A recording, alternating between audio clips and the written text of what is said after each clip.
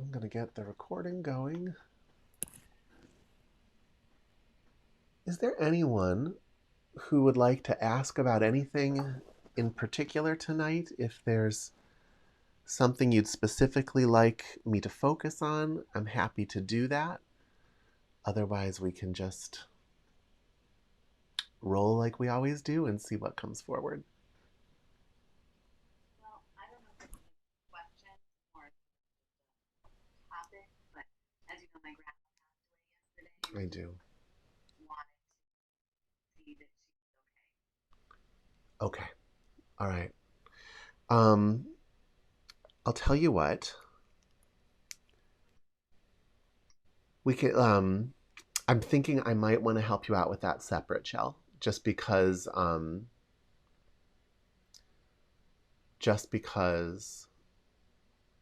that gets a little esoteric for this crowd.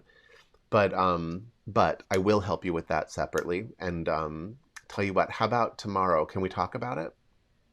Okay, let's do that.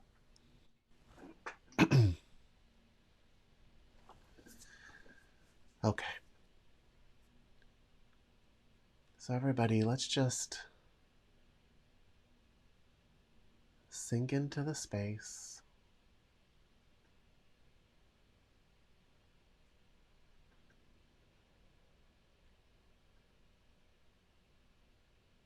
And honestly, Chelsea, now that you've said it, I'm sure something will come forward. So let's just see what we can do. But we can also talk tomorrow.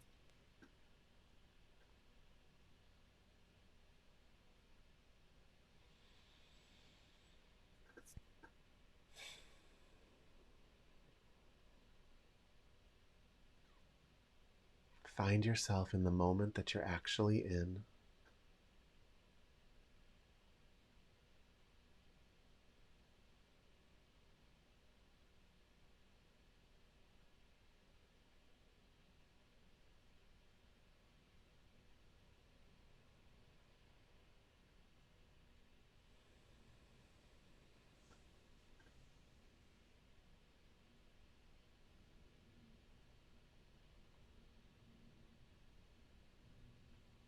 Sink into your breath.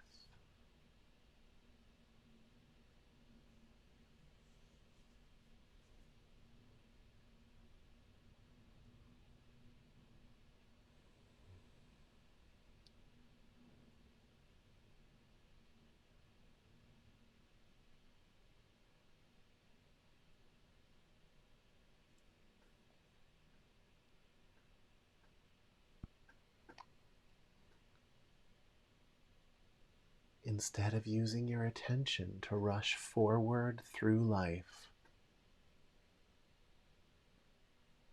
let your attention spread deeper into this actual moment. You can't do both.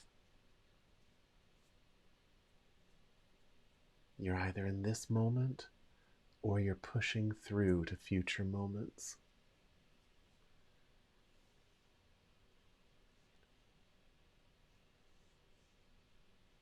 If you're pushing through to future moments, then your attention is on things that aren't even real.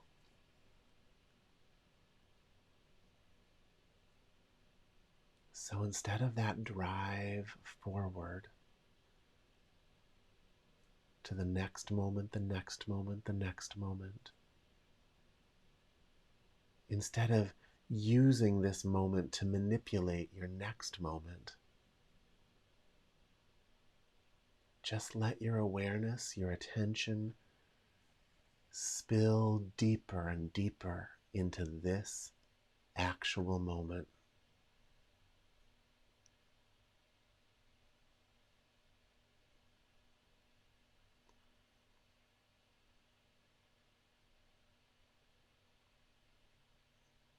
To do that, you're going to have to let go of everything.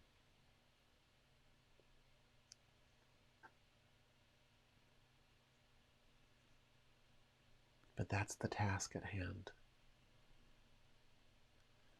The taskless task. the cessation of all tasks.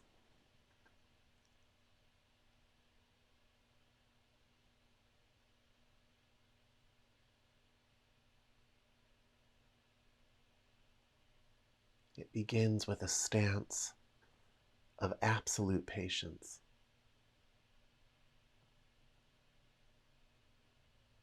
Where you don't need anything to be any particular way.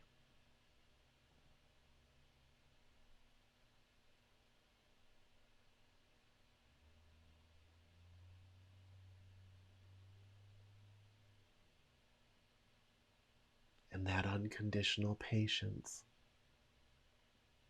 brings your awareness deeper into this moment.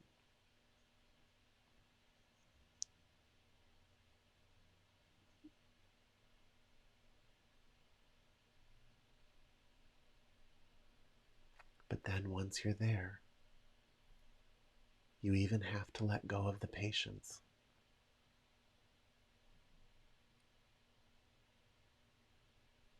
You can't put any kind of filter on the moment.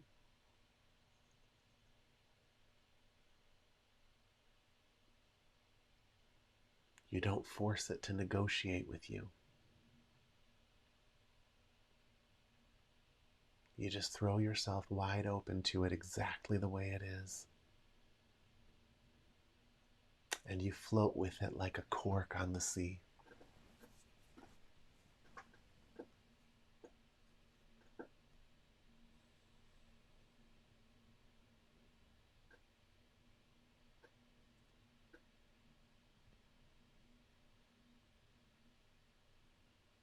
Let's just let you sit with that for a little bit, and then we'll talk.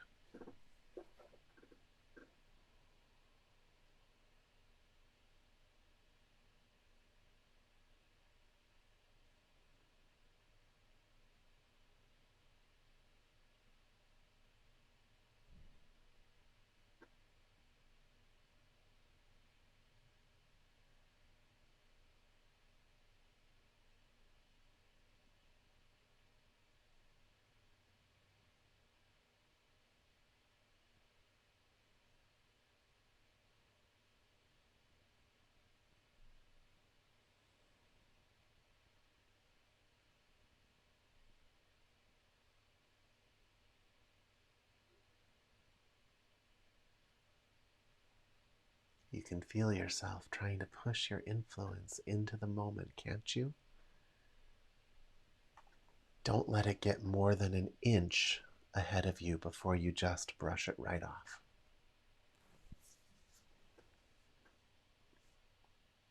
It'll stop. But you have to keep letting go. Keep letting go. Keep letting go.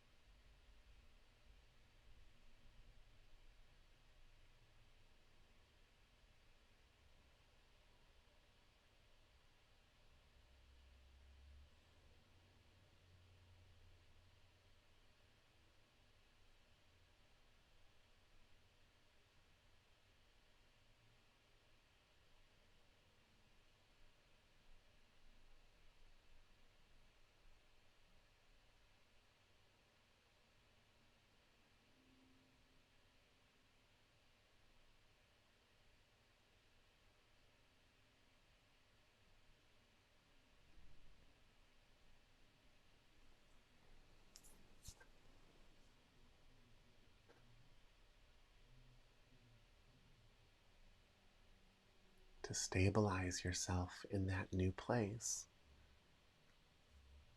you have to make it your home.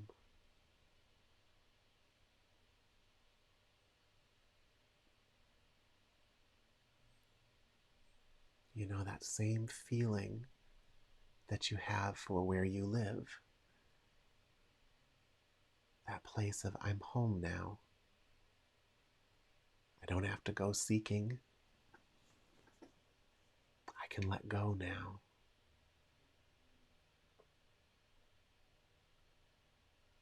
I'm in my normal.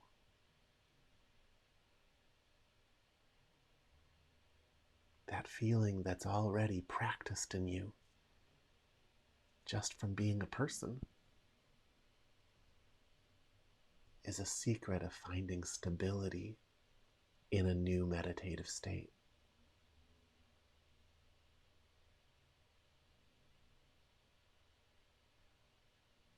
The word I've used in the past to describe this is abide. You have to abide there. Make it your abode.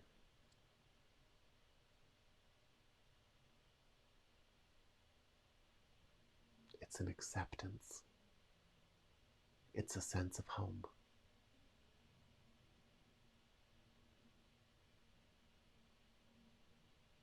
A place where it's safe to let go of your heart.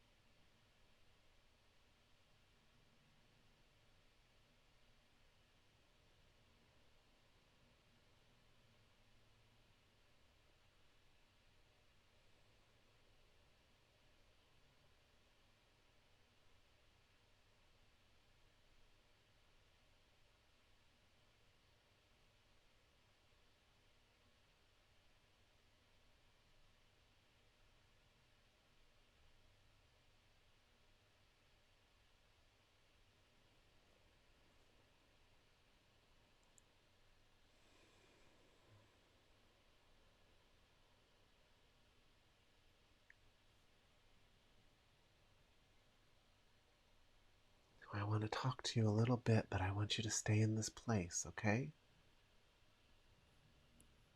You stay in your new home. I'll come to you.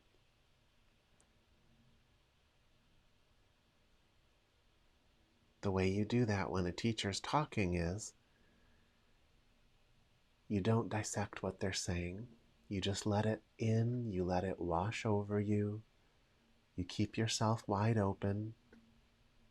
You can dissect it all you want later on. But if you start dissecting now, you won't really even hear what I'm saying. So for now, just stay open and listen.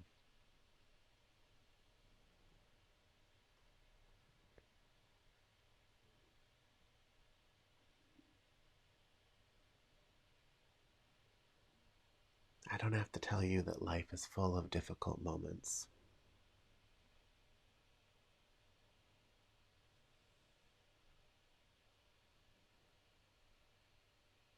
We come into life initially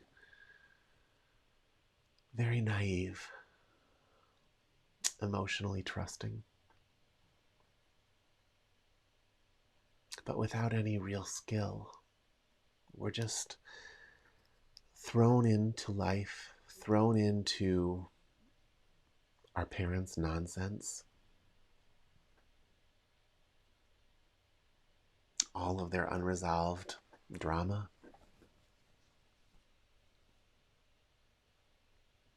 without any real user's manual. A world that has very defined rules, but you come in without really understanding any of them.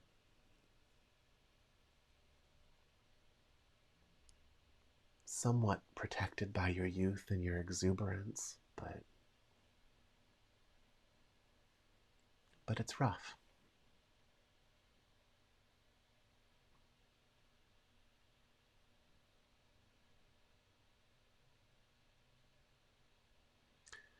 In life, there are just certain realities of cause and effect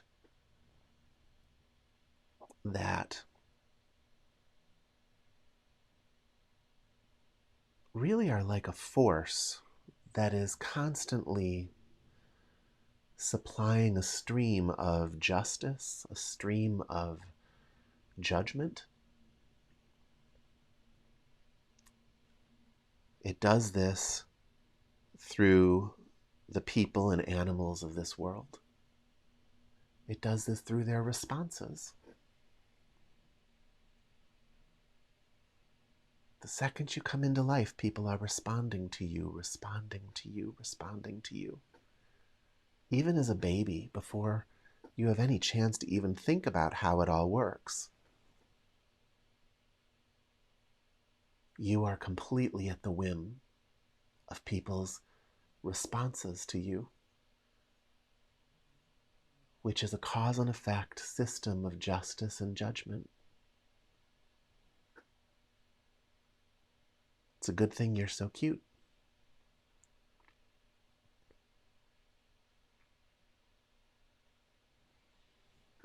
Life sets it up that way. Humans see the face of a baby and they assess it differently. It stimulates love and chemicals of relaxation.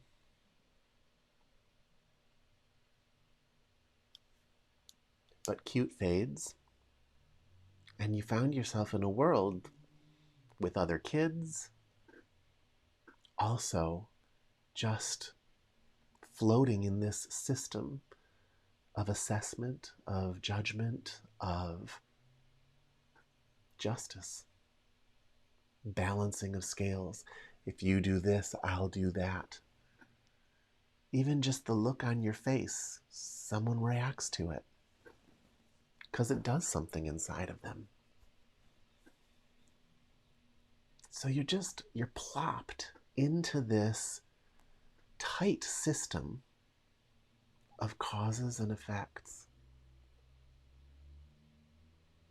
And for a long time, it feels really punitive. It feels like you have no control over your life.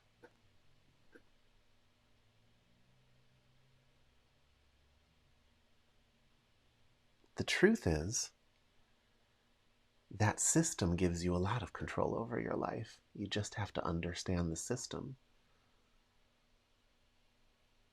Every religion has tried to talk about it. Every spiritual path has tried to talk about it. It shows up in teachings like do unto others as you would have done unto you. It shows up in Indian teachings on karma.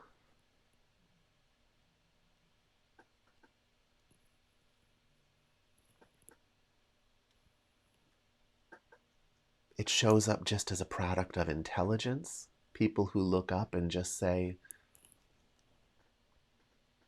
if I were in that situation, how would I want to be treated?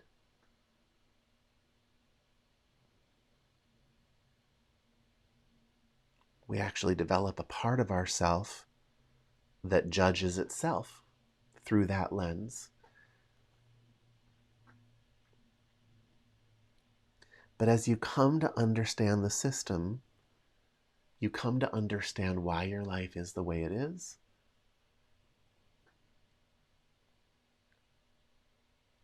And you start behaving differently. You start behaving in ways that elicit a better response. And in doing so, your life starts to come a little more under control. Usually takes for a lot of people until about their mid-20s, 21 to like 23, you're still developing the parts of your brain that are involved in impulse control. Women develop it a couple years earlier.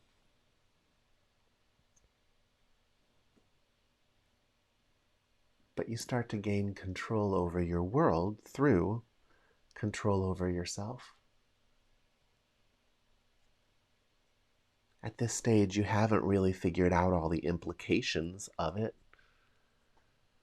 But if you're on any kind of spiritual path, if you're practicing spiritually in any way, any path of awareness, you'll start to see those implications. You'll start to see for yourself that Everybody is stuck in that same situation, that they all came in that way. You see that you weren't better until you could come to understand what was happening. And so you come to recognize that if someone else isn't better, it's not because they're bad, it's just because they haven't seen what you've seen yet. And you find yourself in that moment ready to let go of all the drama. It feels good. It feels like, okay, I can now live a drama-free life. And you quickly come to realize that's not going to happen because you're still sharing the world with a bunch of people who are dead asleep. And the results of sharing the world with them brings so much pain and discomfort into your own life that you yourself keep falling asleep to what you know and then waking back up to it, falling asleep, waking back up to it. When you're learning it on a spiritual path like this, the beauty of that is that you can be rapidly elevated. The hard part is you end up learning those lessons at a higher vibration, a different level of consciousness. And it's a level that's hard to maintain on your own. So, there are a lot of things that you'll know when you're practicing spiritually. And then when you take some time away from it, you kind of forget those things. You start to forget why you even cared. And it's not that you don't care, it's just that the part of you that cares is sort of in this higher state of consciousness that you no longer have access to because your vibrations have dropped down just into the busy insanity of life. So you start coming to classes like this and classes by other teachers. And it kind of forces you to elevate a little bit so that you can access everything you know.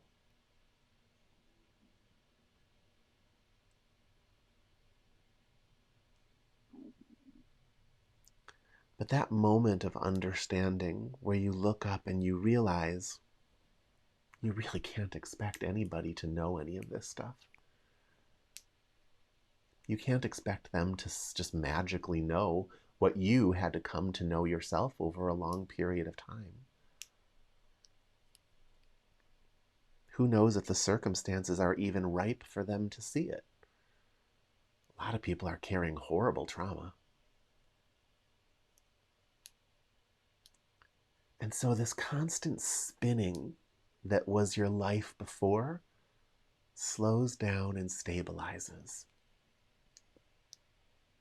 It's the same process I try and take you through in every class, where we slow you down, stabilize you, help you abide in a higher, clearer state of consciousness. Nothing too frilly, nothing too esoteric, nothing too religious. Just sanity, really. Like, why would you do anything else? That state starts to just arrive on its own accord more often in your life. And you'll step in and out of it even as a teacher, but at a certain point, the time you spend out of it is time you're spending in illusion, and you know it.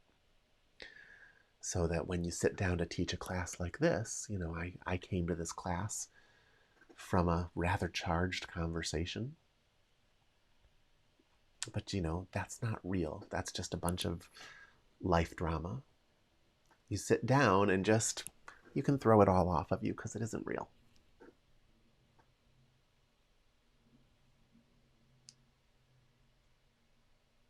So when you get to that point, you start finding more time in a space where you're not just constantly conjuring your crap on the screen of life and insisting that it manifest.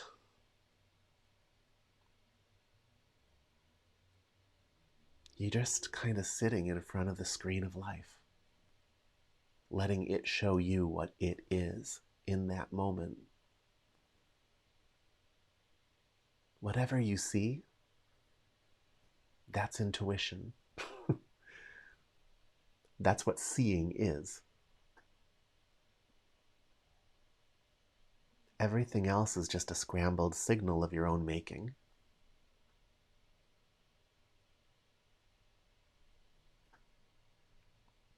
But so Chelsea's asking if her grandmother is okay. Of all the people in this room, including myself, and I love your grandmother, you are the most connected to your grandmother. And of all the people in this room, you've probably spent more time in the meditative state.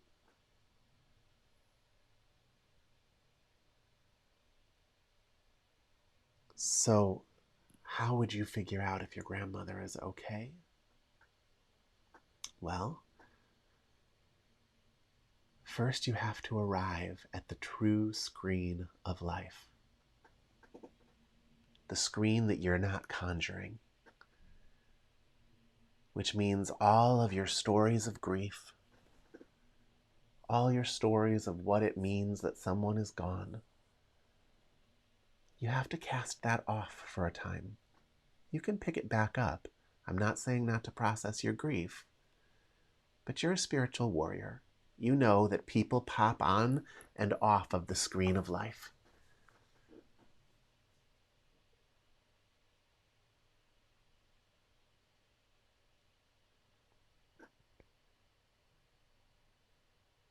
But I'd like you to sit right now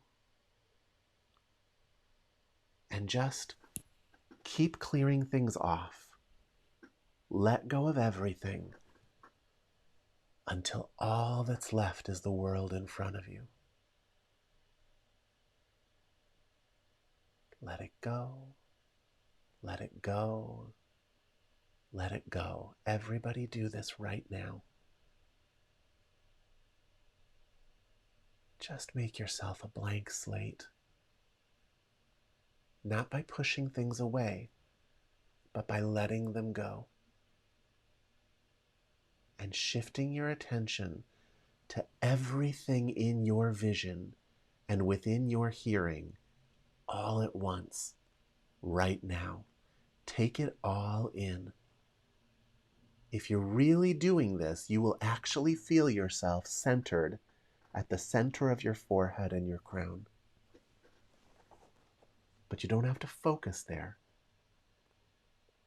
Just show up with every fiber of your being, without force, gently. Show up in this moment. Get yourself there, and then I'll give you the next step.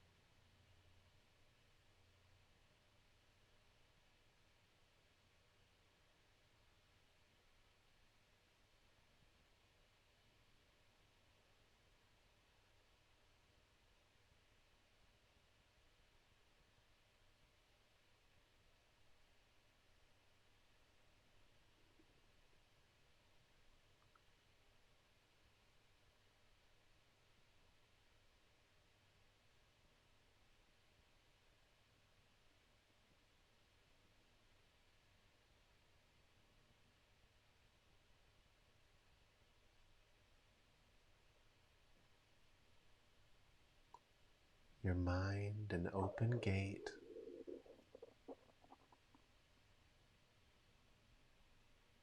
Your senses 100% available to this moment.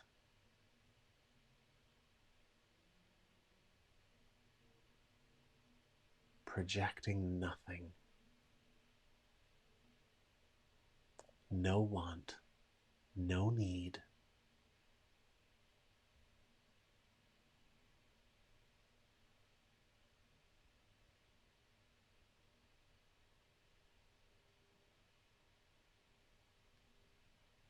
unconditional availability to this moment.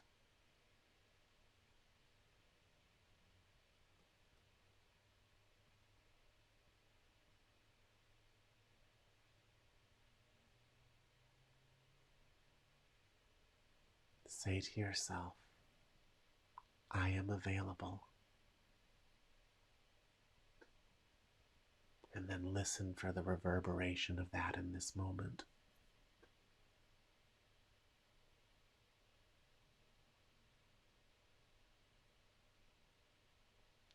I am available.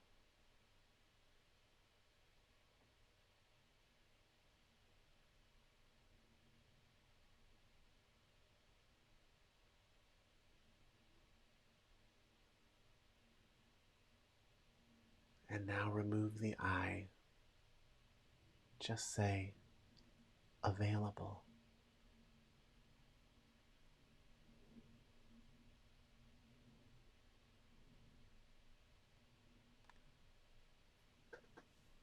Unconditional availability.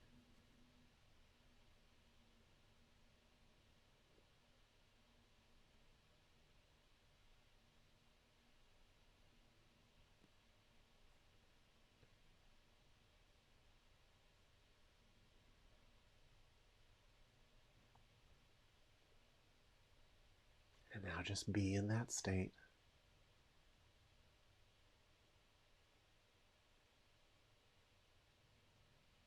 Let yourself stabilize there.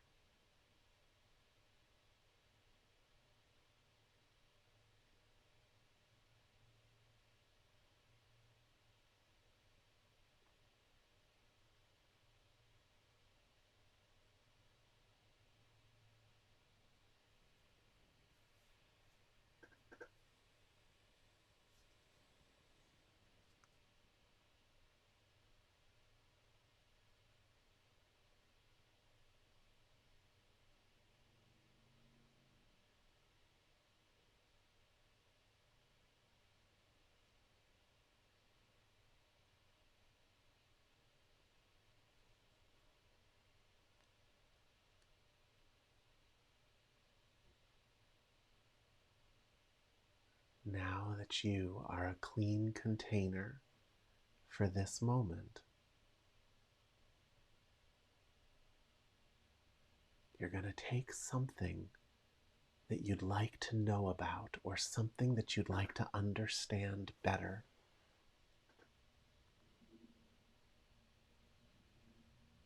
Find one word or two, it doesn't matter, that encapsulates that thing, that connects you to that thing. But stay in that clean space. You're going to look at that one thing from this clean, true, authentic space.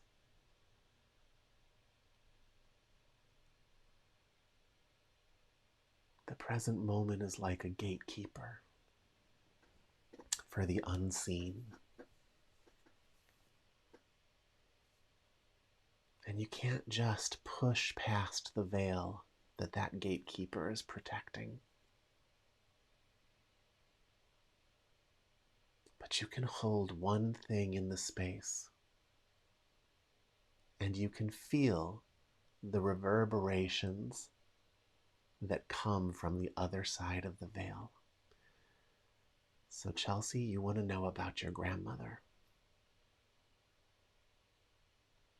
So I'm going to stop talking. You are going to stay in that clean space. And the only other thing you're going to hold in that space is a name and image of your grandmother.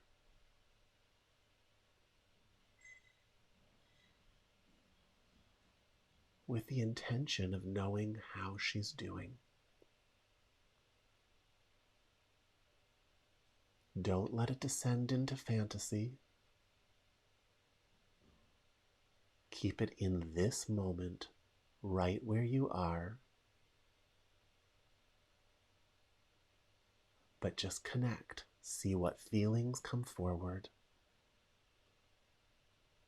You're at a stage you should be getting direct perception, a direct knowing all at once. See what comes forward. The rest of you, pick anything you want to know more about, any mystery in your life.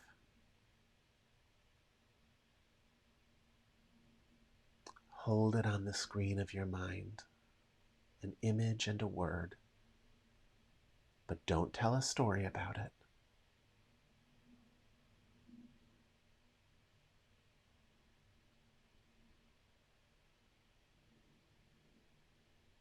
Keep the authentic space authentic.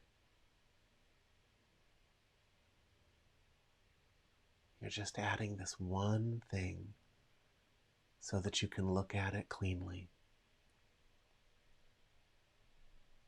Anything that affects you is connected to you.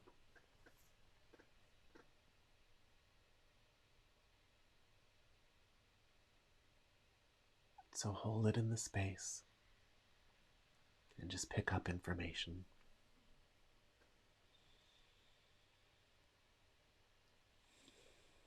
I'm going to give you some time to do that.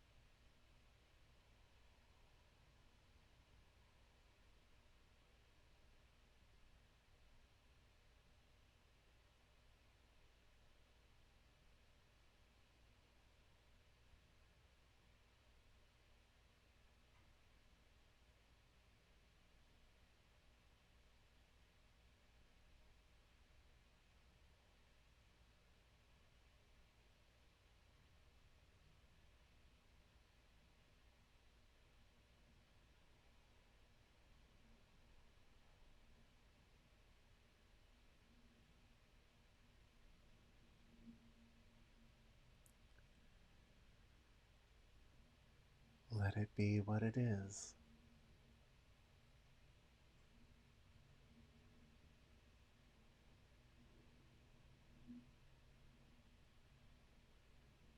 Nothing to nail down, nothing to manipulate.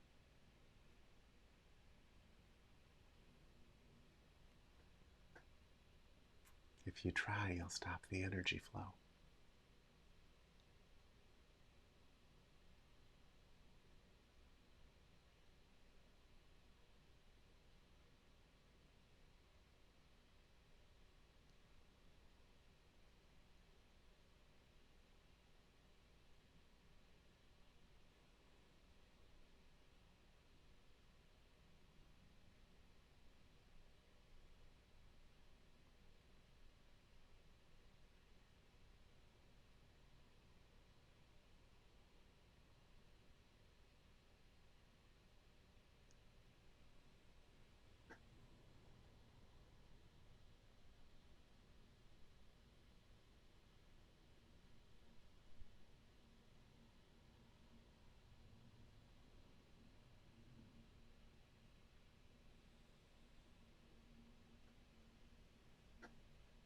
Okay.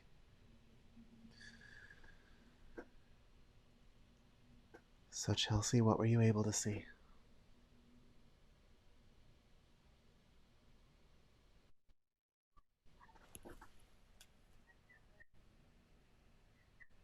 Sweetie, can you speak up? I can't hear you. I could feel my grandmother actually, and happy very strong. Mm-hmm. Yeah.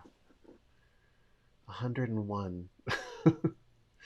It's a lot of years to walk around in a body, I'm sure. This is a very, very much needed break.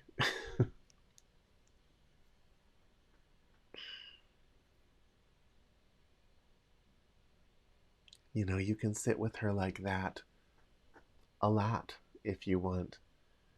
When someone dies, it's not good to pull on them over and over again. But if you are mature enough to be able to sit and just be present with that connection, to not manipulate it in any way, to not need anything from it, then you can be there for them. You know, if they start, sometimes when people leave this world, they go through kind of a busy phase. And sometimes just having somebody who can kind of breathe timelessly with them to kind of show them a released feeling. Not push it on them, just do it in front of them. Can be helpful. You'll be able to feel her for a while, she'll be able to feel you. So,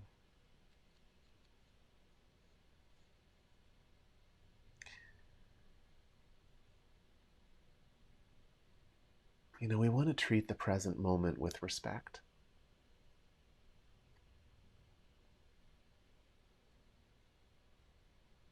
It's really important training, actually, to learn how to be with something without manipulating it, to be with something without telling it that it needs to be something different than what it is. To actually have enough respect for what's in front of you to let it show you what it is.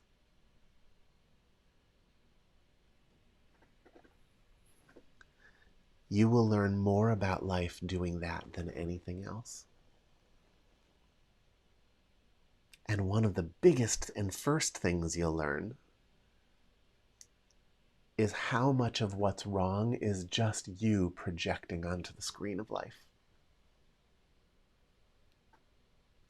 I would say that's the biggest thing you'll learn. But to see that, you have to sit with what's in front of you, and you have to sit with it as a fully grown, responsible, mature adult, not as a little kid thinking that the moment owes you something. If you can do that, you can be with what actually is. And on that platform, there's nothing you can't see, there's nothing you can't learn. You'll be able to achieve just about anything you could possibly want to achieve, but you'll stop caring so much whether or not you achieve it. And you'll start recognizing that the push to make things happen for yourself is not really the right way to move through life. That a better way to move through life is to know where you want to go and allow the doors to open. Because a lot of times when you're pushing a door open against its will, you might be able to get what you want, but it maybe is not where you were supposed to be. So we learn this authentic place inside of ourselves. Something very clean. And in doing so, we are applying a therapy to our mind, to our body, that just clears out all of the self-projected nonsense. You're still sharing a world with a bunch of crazy people.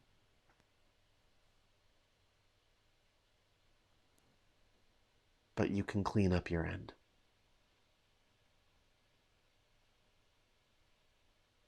And in doing so, it makes the unknown knowable. Because it brings you right up to the veil of the unknown.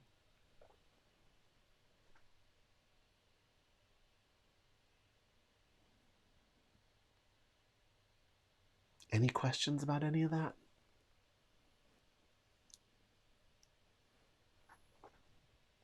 I hope we didn't get too esoteric. I hope it's still relatable.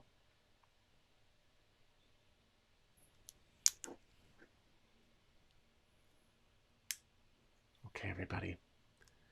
I'm going to let you get back to your night, and I will be here again next week. So thank you for coming, and I'll see you all soon. Thank you.